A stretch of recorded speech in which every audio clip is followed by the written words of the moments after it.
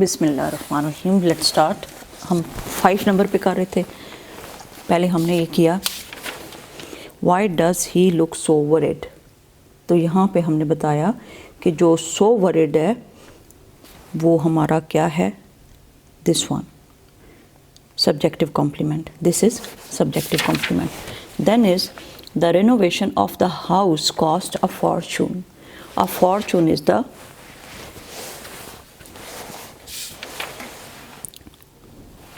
Complement of the work. ये subjective complement है। Okay, she sounds totally confused. वो totally confused लग रही है, तो totally confused is the subjective complement. Then है ऑब्जेक्टिव कॉम्प्लीमेंट। ये सब्जेक्ट का कॉम्प्लीमेंट था। ये जो हमने अभी किया है वो सब्जेक्टिव है। अब हम करेंगे objective complement. Objective complement just as intransitive verbs can have subjective, transitive verbs with objects can also have complements. अब ये ट्रांजिटिव वर्ब्स के अंदर होता है कॉम्प्लीमेंट्स। Okay, objective complements. कौन सा objective? Objective complement. These complements tells us, क्या tell us करते हैं? ये बताते हैं important about something, important about the object of the verb. अब ये याद रखिएगा, ऑब्जेक्टिव कॉम्प्लीमेंट टेल्स अस, इसकी डेफिनेशन यहाँ पे याद रख लें, tells us something important about the object of the verb. Object of the verb यानी हमें बताते हैं कि ऑब्जेक्ट की कौन सी चीज़ इम्पॉर्टेंट है। ऑब्जेक्ट कोई भी चीज़ होती है, जैसे for example his brother called him a genius, called him a genius। अब his brother called him a genius, अब कौन सा ऑब्जेक्ट है हमारा? हमारा ऑब्जेक्ट है, नाउ हम यहाँ से एक्सप्लेन करते हैं। His brother called him a genius, I wished her good luck। पहले इसको कर लेते हैं। Both the verbs in these examples are transitive। ये दोनों क्या हैं? पहले नंबर पे transitive हैं and have objects। ठीक है। However, these objects are not enough for the verbs to convey their meanings। लेकिन जो objects हैं वो क्या हैं? इनफ नहीं है, इससे मीनिंग क्लियर नहीं हो रहा। ये इनफ नहीं है, काफ़ी नहीं है कि ऑब्जेक्ट्स के मीनिंग को क्लियर करें। टू कन्वे देयर मीनिंग, अपना मीनिंग वाज़िया नहीं कर सकते, कन्वे नहीं कर सकते। The verbs required the help of additional words, और ये एडिशनल वर्ड्स की इनको हेल्प चाहिए। The objective complement in the first sentence देखें आप, द वर्ब कॉल्ड क्या चीज़ है? Called takes him as the direct object. Him को किस तरह उसने लिया है? ये है डायरेक्ट ऑब्जेक्ट के तौर पे। His brother called him, him is the object. क्या कॉल करता है? अब हमने ये भी तो बताना है, क्योंकि हमारा मैसेज तो कन्वे हो ही नहीं रहा। तो क्या मैसेज है कि he called him a genius. However, the word a genius are necessary for us to know. The words a genius are necessary for us to know what his brother called him। क्योंकि अगर हमने कहा his brother called him, तो हमने आगे तो कुछ convey नहीं किया, उसको बुलाता है। क्या बुलाता है? a genius। This is a objective complement। Okay, this is objective complement, क्योंकि इसके लिए यूज़ हुआ है, किसके लिए? हिम के लिए। In the second sentence, second पे देखिए, I wished her good luck. The verb wished takes her as the direct object. Wished direct object है, but the words good luck tell us what I wished her. I wished her good luck. अब good luck लगाएंगे तो हमें पता चलेगा ना मैंने उसे क्या दुआ दी। विश करने का क्या मतलब होता है? आई विश यू लिव लॉन्ग, मैं तुम्हें दुआ देती हूँ कि तुम लंबी ज़िंदगी, तुम्हारी लंबी ज़िंदगी हो। अब objective complement tell us something important about the object of the verb. Okay, ये याद रखिएगा जब भी आएगा, I wish you good life. I wish you good life, इसका ये मतलब है कि मैं ख्वाहिश रखती हूँ या मैं आपके लिए दुआ करती हूँ आपकी अच्छी लाइफ हो। मे यू लिव लॉन्ग, ऐसे भी कह सकते हैं, मे MAY, may you live long। Okay, ये भी दुआ है, मे भी यूज़ हो सकता है, आई विश भी यूज़ हो सकता है। जैसे आप कहते हैं I wish I could get good marks, तो मेरी ख्वाहिश है कि मेरे अच्छे नंबर आएँ, तो उसमें भी विश का क्या मतलब है कि मैं दुआ करती हूँ। नेक्स्ट है, in the sentence below identify करना ऑब्जेक्ट को and underline the objective complement. Objective complement को अंडरलाइन करना है। Of the verbs one has been done as an example. Objective complement को आपने क्या करना है, अंडरलाइन करना है। जैसे गुड लक है, या जिसके लिए हमने मैसेज कन्वे हो जाए, वो ऑब्जेक्टिव कॉम्प्लीमेंट आपने करना है। The doctors pronounced him unfit. Just we will write the doctors pronounced him unfit। जो अनफिट है, डॉक्टर्स ने तो प्रोनाउंस कर दिया, अब उन्होंने क्या प्रोनाउंस किया अगर ये नहीं पता होगा तो हमें इसका पूरा मैसेज कन्वे नहीं होगा। इसलिए अनफिट क्या है, दिस इज़ द कॉम्प्लीमेंट और objective complement of the verb. This is the objective complement of the verb. Okay, now next है, we unanimously elected her chairperson. Unanimously का मतलब है we unanimously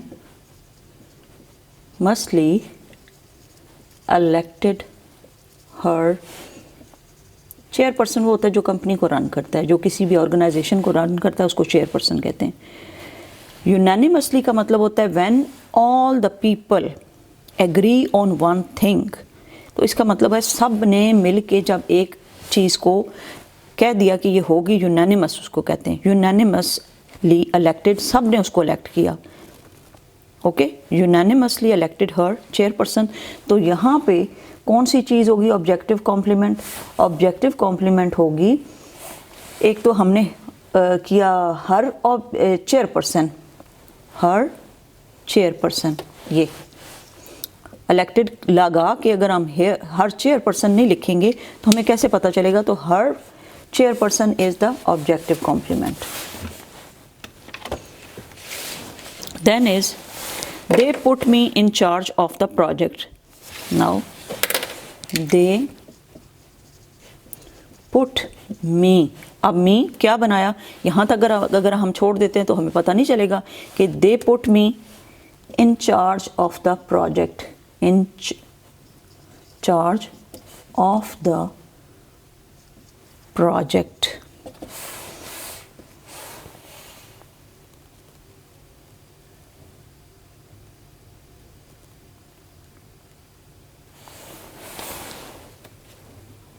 They put me in charge of the project, तो इसमें क्या होगा? in charge of the project।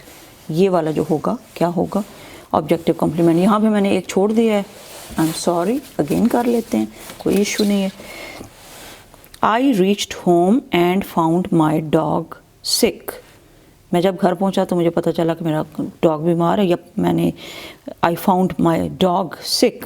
तो यहाँ पे क्या होगा? आई रीच्ड होम, मैं घर पहुँचा, एंड फाउंड अगर लगा के बाकी हम चीज़ें नहीं लगाएंगे तो कैसे पता चलेगा कि क्या होगा objective complement?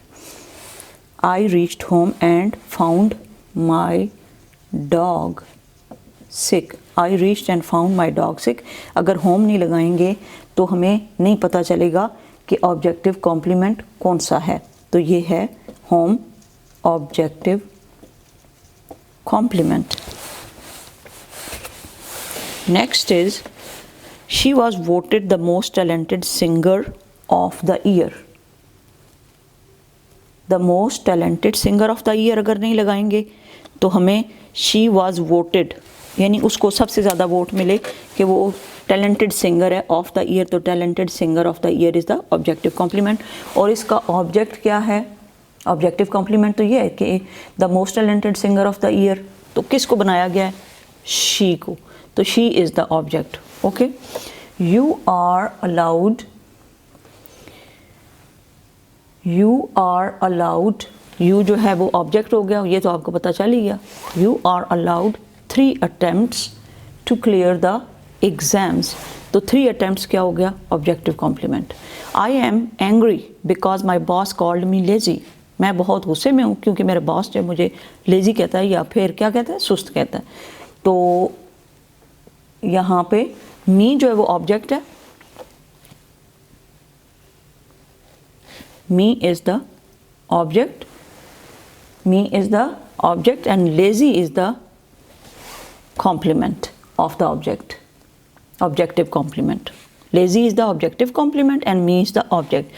She was very happy because she, अब यहाँ पे she object हो गया, she was very happy because she was made the school captain, because she was made the school captain, तो school captain क्या हो गया, objective complement. They chose the young man as their leader.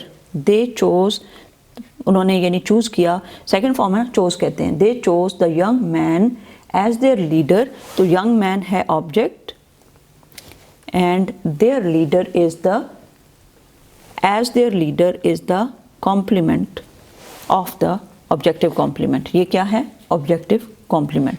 I found the film very interesting, मुझे तो film बड़ी interesting लगी है। तो यहाँ पे क्या इसको मैं थोड़ा सा ज़्यादा क्लियर कर देती हूँ। आई found the film very interesting, यहाँ पे लिखती हूँ ताकि इसको हम सर्कल कर सकें। इंटरेस्टिंग, वेरी इंटरेस्टिंग जो है वो है object, this is object and the film is the objective complement, this is the objective complement. I found the film very interesting. Very interesting is the objective complement. Next is, he does not consider them very reliable. Reliable person वो होता है जिसके ऊपर आप भरोसा कर दे सकते हैं। तो अगर एक बंदा रिलायबल नहीं है तो आप कहते हो he does not consider them very reliable. उन्हें वो ज़्यादा, उनके ऊपर भरोसा नहीं, यानी वो नहीं समझते कि उनके ऊपर ज़्यादा भरोसा किया जाए। ही डज़ नॉट, वो नहीं करता, कंसीडर दैम वेरी रिलायबल, वो उन्हें काबिल भरोसा नहीं समझता। कंसीडर यहाँ पे थिंक करने के लिए या थॉट करने के लिए, he does not consider them very reliable. यहाँ पे very reliable is the objective complement, very reliable is the objective complement. Okay, this is objective complement and them is the object, them is the object. People gathered in the street, लोग इकट्ठे हो गए street में, and called him a hero, called him a hero. him object हो गया, him क्या हो गया, object, a hero is the objective complement. They did not want to put her in command. They did not want to put her in command, कि उसको command के लिए select किया जाए, पुट किया जाए या उसको सेलेक्ट किया जाए। They did not want to put her in command. In command हो गया objective complement, in command is the objective complement and her is the object. Okay, ये भी हो गया। she was unqualified for the post. unqualified वो होता है जो उसको डिजर्व नहीं करता, जिसकी क्वालिफिकेशन कम होती है। आप कहते हो एक पोस्ट है, ठीक है, और उसमें PhD की डिग्री चाहिए, उसको बंदे को ये चीज़ आनी चाहिए, वो एक ख़ास स्किल है वो भी आना चाहिए उसको, और उसकी फ़िज़िकल हेल्थ भी सही होनी चाहिए। अब एक बंदा जिसने मैट्रिक किया हुआ है या FA किया हुआ है या BA किया हुआ है या BSc किया हुआ है, PhD नहीं किया हुआ, तो वो क्या होगा, unqualified. He is unqualified for the job. ये भी हो सकता है कि वो बीमार हो, क्या हो, बीमार, तो वो बीमारी उसकी फ़िज़िकल फिटनेस के लिए भी एक प्रॉब्लम है। यहाँ पे जो पोस्ट है वो किसके लिए, फ़िज़िकल फिट बंदे के लिए, इसलिए हम कहेंगे they she was unqualified for the post. तो यहाँ पे साथ साथ मैं मतलब इसलिए बताती हूँ ताकि आपको बिल्कुल कन्फ्यूजन ना हो कि इसका मीनिंग क्या है। Unqualified for the post, she was unqualified for the post, unqualified for the post क्या होगा, ऑब्जेक्टिव कॉम्प्लीमेंट, यहाँ पे ही सर्कल कर देते हैं, unqualified for the post is the objective complement and she is the object. Okay, the jury pronounce, jury कौन होती है, a team of people who decide on something. जैसे एक अदालत लगी हुई है और उसके अंदर बहुत सारे जजेस बैठे हुए हैं, तो वो ज्यूरी है. Jury pronounced the accused not guilty. Accused कौन होता है, जिसके ऊपर इल्ज़ाम लगा हुआ हो ना, कि ये अक्यूज्ड ऑफ डेथ है, अक्यूज्ड ऑफ मर्डर है, अक्यूज्ड ऑफ रॉबरी है, यानी इसके ऊपर ये रॉबरी है तो इसके ने चोरी का इल्ज़ाम है या फिर उसके ऊपर कत्ल का इल्ज़ाम है, तो वो नॉट गिल्टी का मतलब होता है कि वो मुजरिम नहीं है. गिल्टी का मतलब होता है मुजरिम. तो जिसके ऊपर इल्ज़ाम लगा उसको कहते हैं अक्यूज्ड. तो accused is not guilty. They put pronouns, the jury pronounced the accused not guilty. तो accused क्या होगा, object, और not guilty क्या होगा, objective complement. Okay.